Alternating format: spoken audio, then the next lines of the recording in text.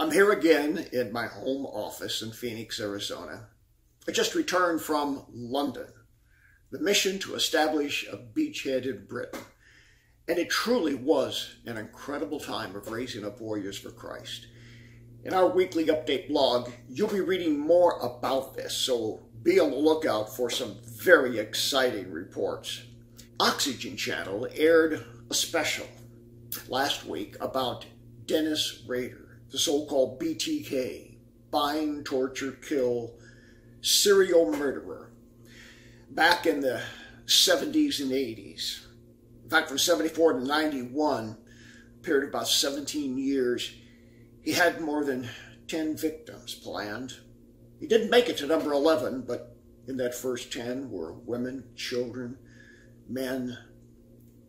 He killed them and tortured them in the most unimaginable ways. And yet, he was a Christian. He was very active in his church. In fact, in this recent documentary, he made the following statement. I personally think, and I know it's not very Christian, but I actually think it's a demon that's within me. It entered me when I was young, and it controlled me. Is that possible? Is it possible for a Christian to have a demon?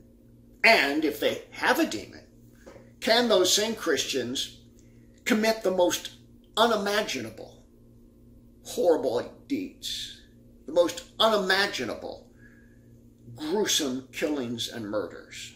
Well, our International School of Exorcism and our books deal with question number one, can a Christian have a demon? So we're not going to talk about that at length here. I consider that settled law in terms of the spiritual understanding of how demons can get into the lives of believers. But what about this business of how far can they go? Can a demon in a Christian push them to the point of murder? Now, have you ever known a Christian who had an abortion? That's murder. What about King David? He was the anointed of the Lord, and he killed. Can a Christian lie and blaspheme God? What about Peter? Listen, I know some prominent pastors, and I've ministered to some of them, who've done drugs, committed adultery, been addicted to pornography. They've lied, they've cheated. And you probably know a few yourself, and you don't, I can loan you a big list. Unfortunately, there are no limits to what someone can do, even a Christian, when they're demonized. Now, I will say that horribly egregious acts among demonized Christians are very, very rare. And Satan is limited in what he can do in the life of a believer. But the purpose of my message to you today is to be cautious. Remember what the Apostle Paul said in 1 Corinthians chapter 9, when he talked about, I must be careful, lest having ministered to others, I be a castaway, or as the NIV says, disqualified. And remember what it says in the next chapter. It talks about those who drank of the rock Christ Jesus, but rebelled and ended up scattered in the wilderness. 1 Corinthians chapter 10 has an additional warning. Beware, lest you fall after having ministered to others.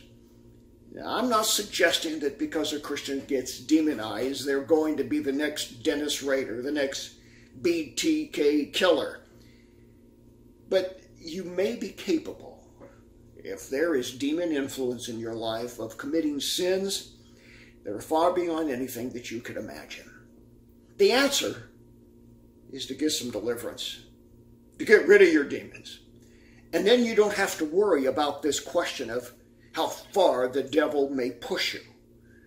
You will get free, and you'll be living free, and you'll be staying free from the demonized influence of the powers of darkness through the power of Jesus Christ.